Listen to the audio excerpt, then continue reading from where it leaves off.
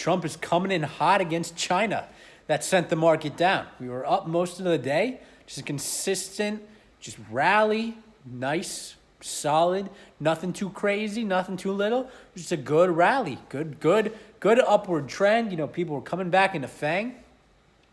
And then Trump says, I'm hosting a press conference tomorrow about China. We know he's not very happy about China. So what's this going to mean? What's going to happen?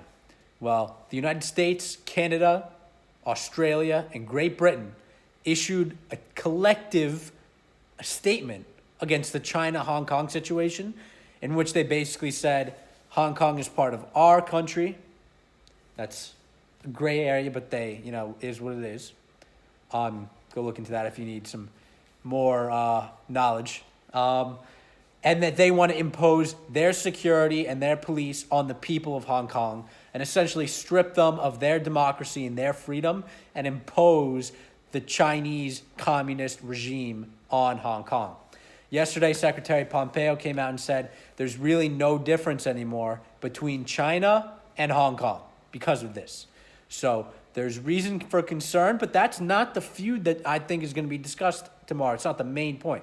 It's one of the overall arching points. So in China, it seems like they support communism because there's been a whole lot of revolutions over Chinese history, a whole lot of uncertainty and wars and the British taking land and giving it back. So they say, adopt our big brother approach. We'll make sure that nothing goes wrong ever. Well, that's led to a lot of problems, a lot of control problems.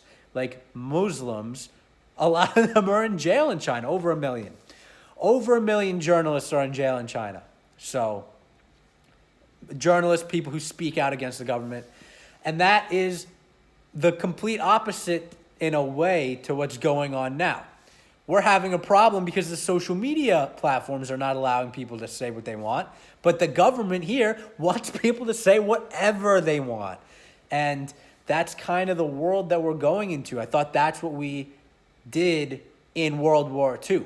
I thought World War II was the end of all that.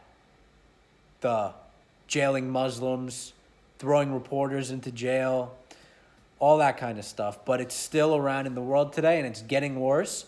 And then there's a dispute between China and India. China is trying to claim parts of India as their own.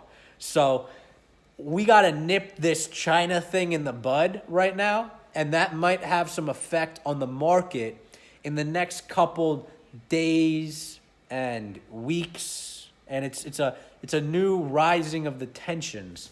This is on top of the coronavirus issues, and I'm not a subscriber to the idea that the coronavirus came from a lab, but I am a subscriber to China's intentional mishandling of the virus.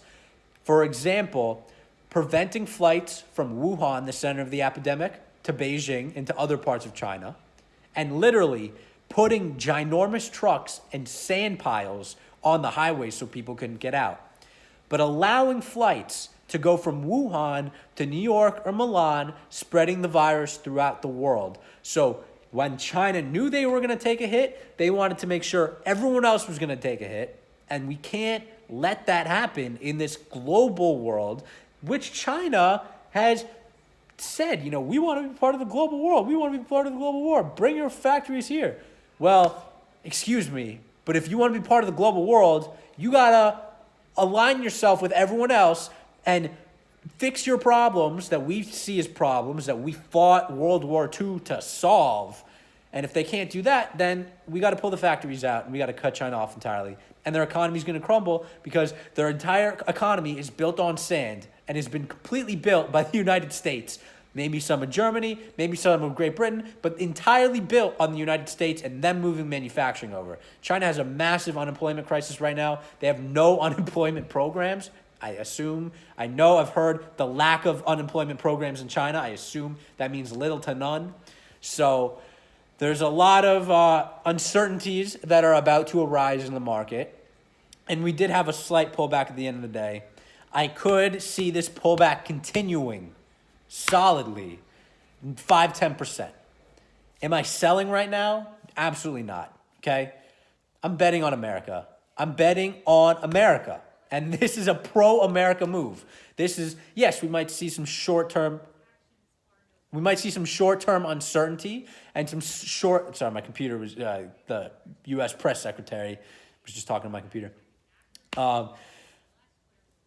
We are fixing the world in America's image. And America's image is not just America, our domestic soil. America represents absolute freedom and a republic in which people can participate and all people have a voice. Very contrary to what China has, which is a repressive communist regime. So we're done with repressive communist regimes. Even Russia now is improving. Vladimir Putin recently gave powers out to other people in Russia. Russia's Russia, but Russia fixed itself.